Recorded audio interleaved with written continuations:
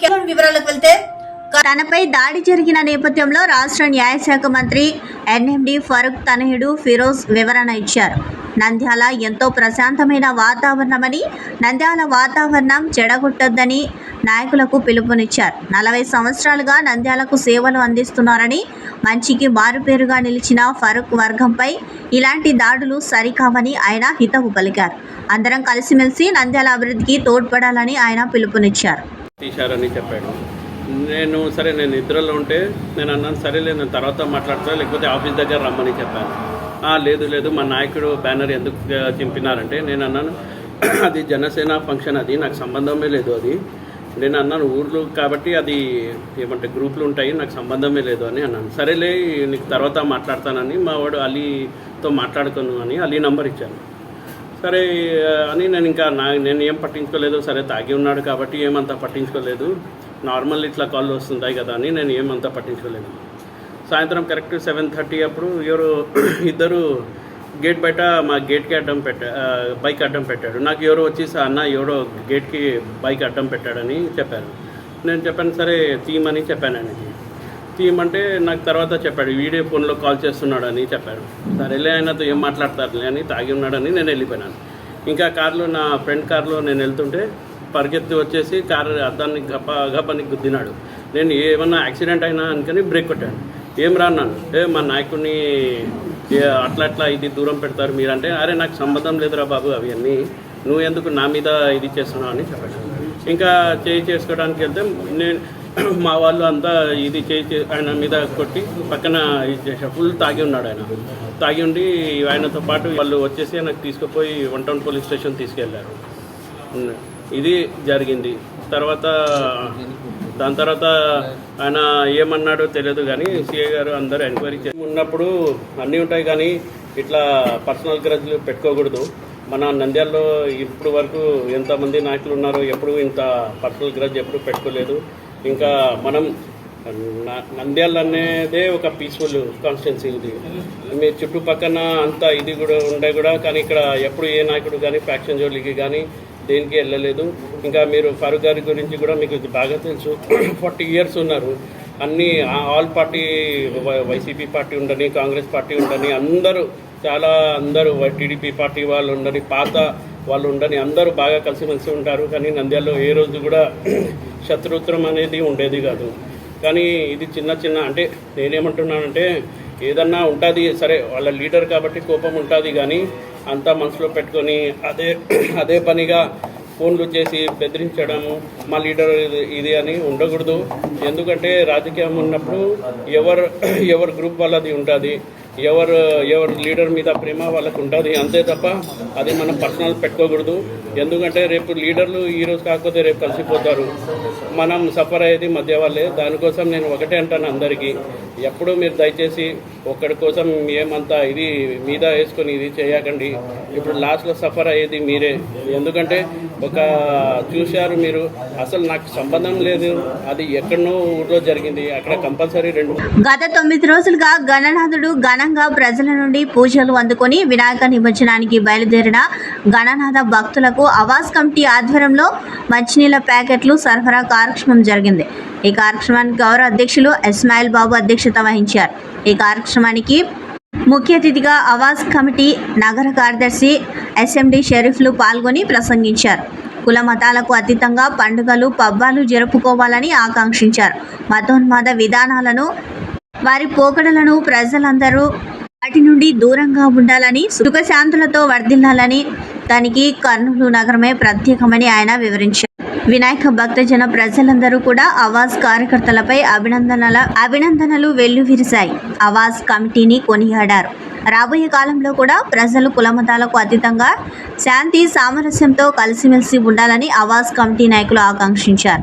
ఈ కార్యక్రమంలో ఆవాస్ కమిటీ నాయకులు, కార్యకర్తలు సయ్యద్ అహ్మద్, చోటుబాయ్, అబ్దుల్ రహీం, ఖలీల్, ముసాబ్, ఇలియాస్, మహబూబ్ బాషా, షేక్ షవలి, గౌస్ బాషా, రియాజ్, అబ్దుల్ దేశాయ్, రసూల్, జావేద్, సలాం, ఎండి నబీ తదితరులు పాల్గొన్నారు.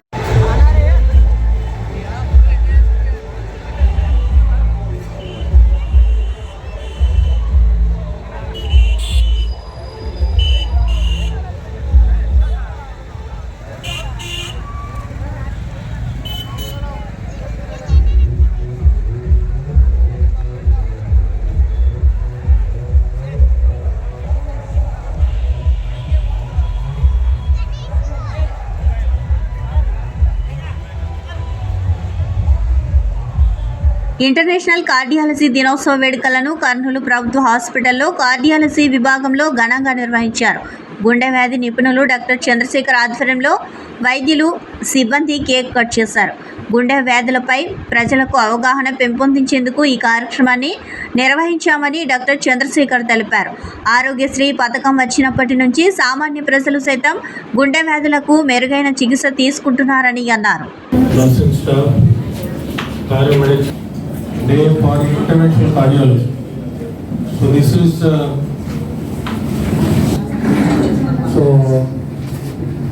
later when that is started, I think late 56 for the invention of cardiac catheterization. But there is a revolution German in the University Hospital of acute MI, antiseptic MI in LED block. So 9 ಎಡಿಕ್ madam ಇದು ಅದು ಸಾಲ್ back ಸಾಲ್ ಇಟ್ಕೊಂಡು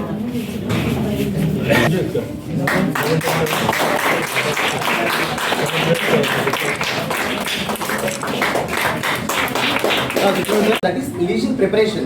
So when stenosis is more than 70%, we have to give. కర్నూలులో వినాయక నిమజ్జనం అత్యంత వైభవంగా కొనసాగింది. వినాయక్ ఘాట్ వద్ద కేసీ కాలువలో గణనాథుడి విగ్రహాలు గంగమ్మ ఒడిలోకి చేరాయి. ఈ కార్యక్రమాన్ని చూసేందుకు ప్రజలు పెద్ద ఎత్తున తరలి వచ్చారు. దాదాపు 2000 విగ్రహాలు కర్నూలులో ఏర్పాటు చేశారు.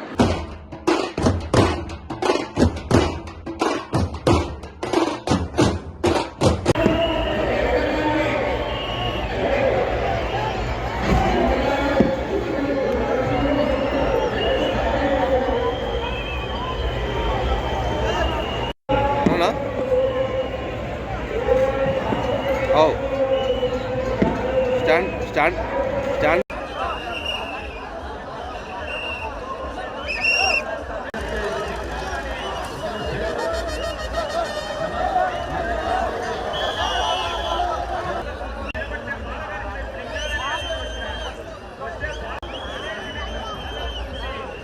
బీసీలకు తెలుగుదేశం పార్టీలోనే అభివృద్ధి జరుగుతుందని కర్నూలు ఎంపీ బస్తిపాటి నాగరాజు తెలిపారు.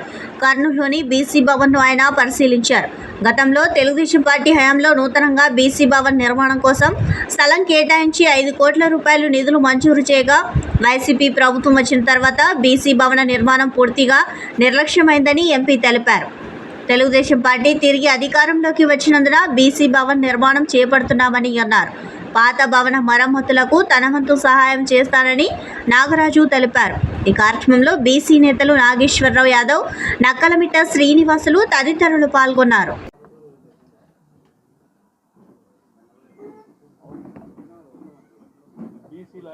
బీసీ భవనం కట్టాలని చెప్పేసి మాకు అలాట్మెంట్ చేశారు.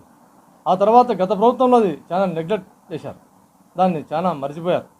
దాన్ని మా ప్రభుత్వం తెలుగుదేశం ప్రభుత్వం వచ్చింది కాబట్టి ఖచ్చితంగా బీసీ భవనం దాన్ని ఏర్పాటు చేసుకుంటాం. మా పాత్ర 5 కోట్ల రూపాయలు కూడా ఫండ్స్ శాంక్షన్ అయినాయి. ఆ భవనాన్ని ఖచ్చితంగా ఏది ఏమైనా కూడా ఈ గవర్నమెంట్లో ఫిలప్ చేస్తామని చెప్పేసి కూడా తెలియజేస్తున్నాను. అంతేగాక కులగణన కూడా తెలుగుదేశం పార్టీ ఖచ్చితంగా ఈ కులగణన కట్టుబడింది. కులగణన చేస్తే అప్పుడు ఈ బీసీ సోదరుల యొక్క సంఖ్యాబలం తెలిసి ఖచ్చితంగా రాబోయే రోజుల్లో చట్టసభల్లో బీసీల పాత్ర ఈ కర్నూలు జిల్లాలో అమోఘంగా ఉంటుందని చెప్పి తెలియజేస్తున్నాను. అంతేగాక ఈ బీసీ భవనం కూడా కొంచెం గతంలో నుంచి కూడా ఈ బీసీ భవనం మేము ఎన్నో మీటింగ్లు చేస్తున్నామని చెప్పాను. దీనికి సంబంధించిన చిన్న చిన్న మరమ్మతులు ఉంటే కూడా ఖచ్చితంగా దీని సహకారాన్ని నా వంతు పాత్ర ఖచ్చితంగా చేస్తాను. ఎందుకంటే మేము 10 మందిమే బీసీలమంతా ఇక్కడి నుంచి ఈ ప్లాట్ఫారం నుంచి లేచిన వాళ్ళమే కాబట్టి ఈ బీసీ భవనాన్ని తక్షణమే మేము ఆధునీకరించుకుని కూడా నా వంతు సహకారం ఖచ్చితంగా చేస్తానని చెప్పేసి తెలియజేస్తున్నాను. అంతేగాక తెలుగుదేశం పార్టీ 2024 ఎలక్షన్లో బ్రహ్మాండం గణనీయమైన మెజార్టీతో వచ్చింది. ఎందుకంటే తెలుగుదేశం పార్టీ పెట్టిందే బడుగు బలహీన వర్గాల కోసం పెట్టిన పార్టీ. అందులో భాగంగా కర్నూలు అయితేనేమి, రాష్ట్ర వ్యాప్తంగా అయితేనేమి దామాషా ప్రకారం సీట్లను కేటాయించడంలో చంద్రబాబు గారు సక్సెస్ అయ్యారు.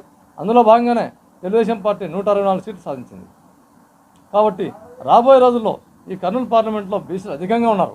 ఎమ్మెల్యే సీట్లు అయితేనేమి, మళ్ళీ ఎంపీ సీట్ అయితేనేమి, నామినేటెడ్ పోస్ట్ అయితేనేమి ప్రతి ఒక్క సీట్ సాధనలో ఈ బీసీ భవన్ నుంచి మేమంతా ఒక ఐక్యతారాగంతో ఖచ్చితంగా బీసీలందరికీ న్యాయం జరిగేలా మేమంతా పాటుపడతామని చెప్పేసి తెలియజేస్తున్నాను. ఉద్యోగుల సమస్యలు అయితేనేమి, మరి అట్లాగే రాజకీయంగా చట్టసభల్లో రిజర్వేషన్స్ కావాలి అనే డిమాండ్ పైన బీసీలు అసలు ఎంతమంది ఉన్నారు, ప్రతి జంతువులకు కూడా ఇక్కడ ఈ దేశంలో గణన ఉంది. బీసీలు ఎంతమంది ఉన్నారని గణించడానికి మీకు ఏంటి అడ్డు అని ఈ పాలకుల్ని మేమందరం ప్రశ్నించడం జరిగింది.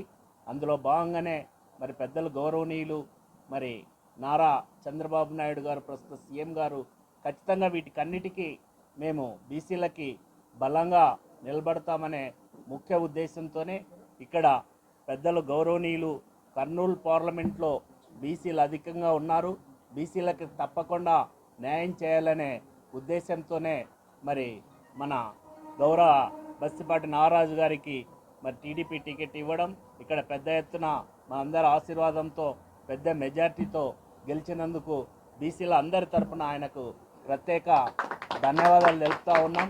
వెల్కమ్ టు బీసీ భవనం. మరి అట్లాగే పెద్దలు గౌరవనీయులు జాతీయ కార్యదర్శి మరి ఏవైతే ఉన్నాయో మరి మేమైతే ఏవైతే మరి గత శతాబ్దాలుగా పోరాటం చేస్తూ ఉన్నామో ఖచ్చితంగా మరి ఏవైతే కర్నూలు నగరంలోని షరీనగర్ మట్టి పని అడ్డా దగ్గర భవన నిర్మాణ కార్మిక సంఘం నగర కమిటీ ఆధ్వర్యంలో కామ్రేడ్ సీతారాం ఏచూరి సంతాప సభ కార్యక్రమం జరిగింది. ఈ కార్యక్రమానికి సిఐటియు నగర నాయకులు జి యేసు అధ్యక్షత వహించారు. 2 నిమిషాలు మౌనం పాటించి జోహార్ సీతారాం ఏచూరికి రెడ్ సెల్యూట్ అంటూ పెద్ద ఎత్తున నినాదాలు చేస్తూ ఘనంగా నివాళి అర్పించారు. ఈ కార్యక్రమానికి ముఖ్య అతిథులుగా హాజరైన సిఐటియు భవన నిర్మాణ సంఘం నగర కార్యదర్శి ఆర్ నరసింహులు, నగర అధ్యక్షులు కె సుధాకరప్ప సీతారాం ఏచూరి చిత్రపటానికి పూలమాలలు వేసి ఘనంగా నివాళులు అర్పించారు. కార్యక్రమానికి విచ్చేసిన కార్మికులను ఉద్దేశించి మాట్లాడుతూ సిపిఎం పార్టీ ఆల్ ఇండియా ప్రధాన కార్యదర్శి కామ్రేడ్ సీతారాం ఏచూరి 12/9/2024న గురువారం మధ్యాహ్నం 3:05 ఢిల్లీ ఎయిమ్స్ హాస్పిటల్లో అనారోగ్యంతో తుది శ్వాస వదిలారు. సీతారాం ఏచూరి 1952 ఆగస్టు 12వ తేదీన చెన్నైలో జన్మించారు. 1974 నుండి విద్యార్థి ఉద్యమంలో ప్రారంభమైన ఆల్ ఇండియా ఎస్ఎఫ్ఐ విద్యార్థి నాయకుడిగా 1975లో పార్టీ సభ్యత్వం తీసుకొని 1984లో కేంద్ర కమిటీ సభ్యుడిగా ఎన్నికై 1995 నుండి పోలిట్ బ్యూరో సభ్యుడిగా 2005-2017 వరకు రాజ్యసభ సభ్యుడిగా కొనసాగారు. కేంద్ర రాష్ట్ర ప్రభుత్వాలు కార్మికుల హక్కులు హరించే విధంగా 44 లేబర్ కోడ్లను 4 కోడ్లుగా చేసి యజమానులకు అనుకూలంగా చట్టాలు చేయాలని చూసిన సందర్భంలో 44 లేబర్ కోడ్లు ఉండాలని పోరాటం చేసి కార్మికుల పక్షాన నిలబడ్డాడు. చట్టసభల్లో అధికార పార్టీ యొక్క వైఫల్యాలను ఎండగడుతూ కార్మిక, కర్షక, ఉద్యోగుల సమస్యలను చట్టసభలో లేవనెత్తి వాటి పరిష్కారం కొరకు కృషి చేశారు. ప్రపంచ దేశాల్లో కూడా గుర్తింపు కలిగిన మహానాయకుడు సీతారాం ఏచూరి. వారికి విదేశాల్లో కూడా ఘనమైన నివాళి అర్పిస్తున్నారు. ఒక్క నిమిషానికి 1,00,000 సార్లు ఆలోచించే మేనొస్తుంది. ఒక్క నిమిషంలోనే 1,00,000 సార్లు ఆలోచించే మేనొస్తుంది. అందుకనే ఆయన ఈ దేశానికి కార్యదర్శిగా ఉంటే ఈ దేశంలో ప్రజలకు కార్మికులు, కష్టజీవులకి మంచి జరుగుతుందనే ఉద్దేశంతో ఆయనను కార్యదర్శిగా పెట్టినారు. ఆయన కార్యదర్శిగా దాదాపు 3 సార్లు అంటే 3 సంవత్సరాలకు ఒకసారి కార్యదర్శిని ఎన్నుకుంటారు. అట్లా 3 సార్లు ఆయన ఎన్నికైనారు. అంటే ఆయన ప్రతిపక్షంలో కానీ అధికారంలో వాళ్ళని మన కార్మికుల సమస్యలన్నీ కూడా ఎప్పటికప్పుడు అడుగుతూ పెరిగిన ధరలు తగ్గియాలని, ఉద్యోగాలు ఇవ్వాలని, మనకు మంచి వైద్యం అందాలని, మనకందరికీ పని దొరకాలని ఆ రకంగా చట్టసభల్లో గట్టిగా పోరాటం చేసిన వ్యక్తి సీతారాం ఏచూరి గారు. మరి అట్లాంటి వ్యక్తి ఈరోజు మన మధ్య లేకుండా పోవడం జరిగింది. కాబట్టి ఆయన ఏదైతే పేద ప్రజల కోసం పోరాటం చేయాలనుకున్నాడో, ఏదైతే ఆయన ముందుకు తీసుకుపోయి మనకు నేర్పించాడో ఆ అడుగుతాడల్లో మనమంతా కూడా పయనించి ఆయన ఏదైతే మార్గం చూపించాడో ఆ మార్గంలో మనం పయనించి కార్మికుల సమస్యల పైన మనం పోరాటం చేసి మన హక్కులు సాధించుకున్న నాడే మనం సీతారాం ఏచూరికి ఘనమైన నివాళులు అర్పించిన వాళ్ళు అవుతాం. ఆ రకంగా మీరంతా కూడా పోరాటాలకు సిద్ధం కావాలని ఆయనకు ఘనమైన నివాళులు అర్పిస్తూ నేను జోహార్లు అర్పిస్తున్నా. జోహార్ సీతారాం ఏచూరి గారికి, జోహార్ సీతారాం ఏచూరి గారికి. అందరూ పూలేరు ఒక్కొక్కరు వచ్చి ప్రజలు మెచ్చే సంస్కరణలు ఎన్డీఏ ప్రభుత్వం అమలు చేస్తుందని భారతీయ జనతా పార్టీ రాష్ట్ర కార్యవర్గ సభ్యులు నాగరూరు రాఘవేంద్ర తెలిపారు. ఈరోజు కర్నూలు నగరంలోని 46వ వార్డ్ నరసింహారెడ్డి నగర్లోని భారతీయ జనతా పార్టీ కార్యాలయంలో విలేకరులతో మాట్లాడారు. ఈ సందర్భంగా సందర్భంగా బీజేపీ రాష్ట్ర కార్యవర్గ సభ్యులు నగరూరు రాఘవేంద్ర మాట్లాడుతూ వక్ఫ్ బోర్డు బిల్లులలో 40 సవరణలకు కేంద్ర మంత్రివర్గం ఆమోదం తెలిపిందని, పార్లమెంట్లో వక్ఫ్ చట్ట సవరణ బిల్లు ప్రవేశపెట్టారని తెలిపారు. సవరణలో వక్ఫ్ బోర్డు తన ఆస్తిని జిల్లా మెజిస్ట్రేట్ కార్యాలయంలో వక్ఫ్ ఆస్తుల నమోదు చేసుకోవాల్సి ఉంటుందని, ఆదాయాలను తనిఖీ చేసే అవకాశం కలుగుతుందని, వక్ఫ్ బోర్డులో మహిళలకు భాగస్వామ్యం కలుగుతుందని, వివాదాస్పద పాత ఆస్తులను కొత్తగా ధృవీకరించవచ్చు అని అన్నారు. వక్ఫ్ బోర్డు క్లెయిమ్లన్నింటికీ పారదర్శకంగా ఉంటుందని, వక్ఫ్ బోర్డు నిర్ణయంపై హైకోర్టులో అప్పీల్ చేసుకునే అవకాశం కలుగుతుందని అన్నారు. అనుభవిస్తున్న బాధలని ఈరోజు మేము అది రెక్టిఫై చేస్తామని వస్తే వెంటనే మిత్రపక్షాలు వచ్చి లేదు దాంట్లో సవరణ చేయకూడదు, దాని తప్పు అనేది ఏందండి నాకు అర్థం కాదు అసలు. ఈరోజు ఉన్న ఈ దాంట్లో మనము ఎక్కడున్నామో అర్థం కావడం లేదు. మనం పాకిస్తాన్లో బతుకుతున్నామా, బంగ్లాదేశ్లో బతుకుతున్నామా, లేకపోతే ఏదైనా వేరే కంట్రీలో బతుకుతున్నామా? ఇది భారతదేశము. భారతదేశంలో అసలు మొత్తము ఈ ల్యాండ్స్ అన్ని సంబంధించినవి హిందువులవి. ఫస్ట్ హిందువులవి పాలనలో ఈ అసలు ఎక్కడ కూడా ఈ వక్ఫ్ బోర్డులు కానీ క్రిస్టియన్ ప్రాపర్టీస్ కానీ ఎక్కడ కూడా ఇవి లేవు అసలు. తర్వాత రాజులు వచ్చి పాలించినప్పుడు, అంటే బయట దేశం వాళ్ళు వచ్చి మన దేశంలో పాలించినప్పుడు వాళ్ళ కింద అంటే ఫలానా క్రిస్టియానిటీ మతం వాళ్ళు వచ్చి పాలించినప్పుడు కానీ, ముస్లిం వాళ్ళు వచ్చి కానీ పాలించినప్పుడు కానీ వాళ్ళకి మన భూములు తీసుకొని మీరు ఈ భూములలో కొద్దిగా మసీదులు కట్టించుకోండి లేదా చర్చులు కట్టించుకోండి అని చెప్పినారు. అంతేగాని వాళ్ళకు కూడా ఎలా ఇచ్చినారు ఈ భూమి? వాళ్ళకు ఒక 20 ఎకరాలు, 30 ఎకరాలు, 40 ఎకరాలు, 50 ఎకరాలు ఇచ్చినప్పుడు వాళ్ళకు కూడా ఏం చెప్పినారు? కొద్దిగా అంటే ఒక చిన్నపాటిగా ఒక మసీదు, మిగతా భూమి వచ్చేసి మీరు కూడా అందరికీ ఇవ్వాలి అనేటట్టు వాళ్ళు ఇచ్చిన ప్రధాన అంశం అది. వాళ్ళు కూడా అందరికి ఇవ్వాలనే. కానీ ఆ స్థలాలు ఖాళీగా పెట్టుకొని మొత్తము భారతదేశం అంతా ఎక్కడ చూడ అదే స్థలాలు. కర్నూలులో చూసుకుంటే మిలాదున్నబీ వేడుకలు కర్నూలులో ముస్లిం సోదరులు భక్తి శ్రద్ధలతో జరుపుకుంటున్నారు. రోజా దర్గా వద్ద నిర్వహించిన ర్యాలీలో కర్నూలు ఎంపీ బస్తిపాటి నాగరాజు పాల్గొని ముస్లింలకు మహమ్మద్ ప్రవక్త పుట్టినరోజు శుభాకాంక్షలు తెలిపారు. మహమ్మద్ ప్రవక్త ఆదేశాలను, సూక్తులను ప్రతి ఒక్కరూ పాటించాలని ఆయన కోరారు. కర్నూలులో ప్రతి పండుగను అందరూ కలిసిమెలిసి జరుపుకుంటూ మత సామరస్యానికి ప్రతీకగా నిలుస్తున్న అందరికీ ఎంపీ కృతజ్ఞతలు తెలిపారు. ఈ ర్యాలీ రోజా దర్గా నుంచి రాజ్హర్ కూడలి వరకు సాగింది. ఈ కార్యక్రమంలో ఎంపీతో పాటు జనసేన నాయకులు హర్షద్, రోజా దర్గా పీఠాధిపతి దాదాబాషా తదితరులు పాల్గొన్నారు.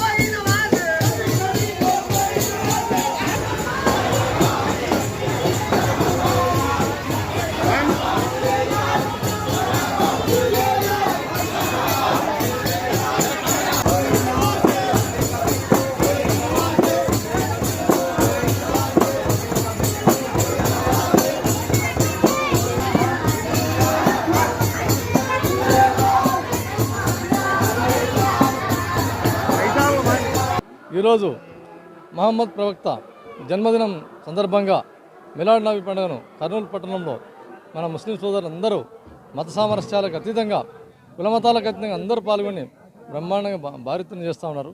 ఎందుకంటే ఆ రోజుల్లో మహమ్మద్ ప్రవక్త గారు శాంతిని, ప్రపంచమంతా శాంతి పరిణమిల్లాలని చెప్పేసి ఆయన యొక్క ఆశయాల మేరకు సోదరులంతా శాంతి కాముకులై అందరూ సోదరభావంతో మెలగాలని చెప్పేసి ఆయన ఇచ్చే సందేశాన్ని పాటిస్తూ ప్రజలంతా బాగుండాలని చెప్పేసి కోరుకుంటున్నాను. అలాగే మహమ్మద్ ప్రవక్త గారు ఏ ఆశయాలతో అయితేనా ఆయన మనకంతా నిదర్శనంగా ఉన్నారో ఆయన ఆశయాలను పాటిస్తూ మనం కూడా సమాజంలో మనమంతా సోదరభావంతో మెలుగుతూ శాంతికి చిహ్నంగా మనమంతా ఉండాలని చెప్పేసి కోరుకుంటూ ఈరోజు ఈ పండుగను ఘనంగా నిర్వహించాలని కోరుకుంటూ సెలవు తీసుకుంటాం. अस्सलाम वालेकुम वरहमतुल्लाहि वबरकातुहू। आज जश्न मिलाद नबी सल्लल्लाहु अलैहि वसल्लम का पैदाइश का दिन है, इसलिए हम लोग सब हर साल की तरह इस साल भी जुलूस निकाला जा रहा है। यहाँ से रोज़े दरगाह से निकलकर मिलाद चौक तक जुलूस जाएगा। उसके बाद खाने का इंतज़ाम रहेगा यहाँ पे, और असर के बाद असर से लेकर मगरिब तक मर्दों के लिए आसार बताया जाएगा, और मगरिब से और इशा तक औरतों के लिए आसार बताया जाएगा। सबको आने के लिए मैं ये चाहता हूँ, सवाब जारी हासिल करिए आगे। अस्सलाम वालेकुम। మహమ్మద్ ప్రవక్త గారి జన్మదిన సందర్భంగా రాష్ట్రంలోనే కాకుండా ప్రపంచం నలుమూలలా ఈరోజు మిలాదున్నబి పండుగను ఘనంగా ముస్లిం సోదరులందరూ ఘనంగా జరుపుకుంటున్నారు. అలాగే మన కర్నూలు పట్టణంలో మత సామరస్యం ఈరోజు ఉంది అనేసి చెప్పడానికి నిన్ననే గణేష్ నిమజ్జనం జరిగింది. ఈరోజు వచ్చేసి మిలాదున్నబి పండుగ జరుగుతుంది. కాబట్టి అందరూ కూడా హిందూ ముస్లిం సోదర భావంతో ఈ పండుగను చేసుకోవడం, ఈ పండుగకు ఈ రోజుదర్గా పెద్దలు అడగగానే మన ఎంపీ గారు కూడా ఆలోచించకుండా ఖచ్చితంగా నేను వస్తాను, నేను ముందు ఉంటాను అనేసి ఆయన రావడం కూడా మా ముస్లిం సోదరులందరి తరపున ఆయనకు హృదయపూర్వక అభినందనలు మేము తెలియజేసుకుంటున్నాం. ఈ వార్తలు ఇంతటితో సమాప్తం. నమస్కారం.